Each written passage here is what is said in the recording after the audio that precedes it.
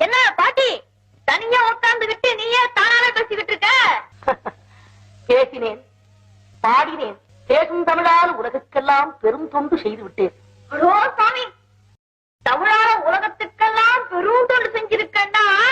நீ ரொம்ப படிச்சிருக்கன்னு சொன்னு. பாலும் தேனும் பாகும் பருப்பும் இவை நாளையும் தந்து சங்கத்தமிழ் 3ஐயும் வாங்கியேனப்பா. வாங்கியதை குற்றமர கற்றேன், கற்றதையும் உற்ற இடத்தில் எடுத்து ஓதினேன். சரியா போச்சு. உன்ன போல இன்னொரு பாட்டி என்னதான் தெரிஞ்சுக்கிட்டாலும் உலகத்துல எவ்வளவுதான் கத்துக்கிட்டாலும் கற்றது கைமண்ணளவு கல்லாவது உலகம்னு சொல்லிருக்காங்களா? என்னடான்னா எல்லாம் கத்துக்கிட்டாங்கிறிய. என்ன பாட்டி அப்படி பாக்குற?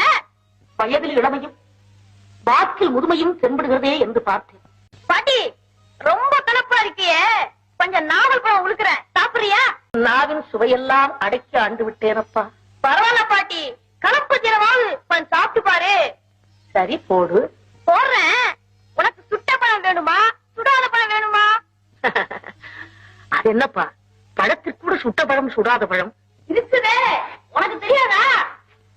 சரி, சுடாத பழமாத்தான் போடு. சுடாத பழம் வேணுமா? போடுறேன் போடுறேன்.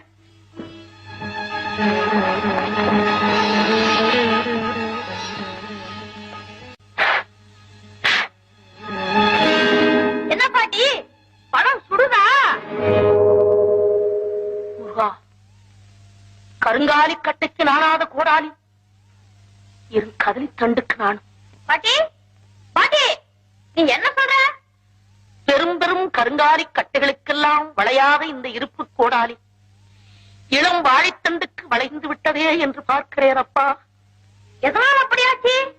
மனமென்னும் தோழி பற்றி, மதியென்னும் கோலையூன்றி, தமிழென்னும் சரக்கையேற்றி, புலமையென்னும் கடலில் ஓடினேன். அங்கே ஆழவம் என்ற பாறை தாக்கிவிட்டது. அதனால் வந்த வினையப்பா, வினை. ஓஹோ, ஆழங்கிற பாறை தாக்கிட்டதோ? அப்பா, நீ மாடு மேய்க்கும் சிறுவனே அல்ல, நிச்சயமாக சொல்லுகிறேன். கண்ணை மூடி சிந்திச்சு பாரு, நான் யாருன்னு புரியும். முருகா முருகா,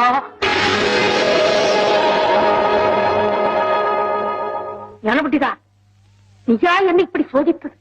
ஆம், தமிழால் உன்னோடு விளையாடவே யான் இவ்வாறு வந்தோம். எங்கே நாம் கேட்கும் கேள்விகளுக்கு பதில் சொல் பார்க்கலாம். ஐயனே, கேட்பதும் நீ, கேள்விக்கு பதில் சொல்ல வைப்பதும் நீ. உன்னை என்று எனக்கு தனி